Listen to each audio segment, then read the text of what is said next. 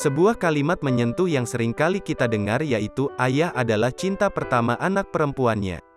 Kalimat tersebut menjadi gambaran betapa besarnya cinta ayah untuk anak perempuannya.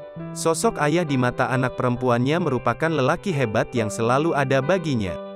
Kisah haru dari seorang ayah ini merupakan cerminan cinta ayah kepada anak perempuannya. Pengguna media sosial TikTok @queenmasyoga membagikan momen haru seorang ayah rela kepanasan di pinggir jalan demi putrinya. Yang enggak punya ayah pasti sedih, keterangan video.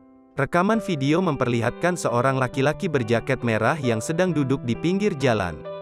Beliau duduk di trotoar jalan di belakang sepeda motornya. Beliau di sana awalnya duduk sendirian dalam kurun waktu yang cukup lama. Beberapa saat kemudian ada seorang perempuan berjilbab menghampirinya.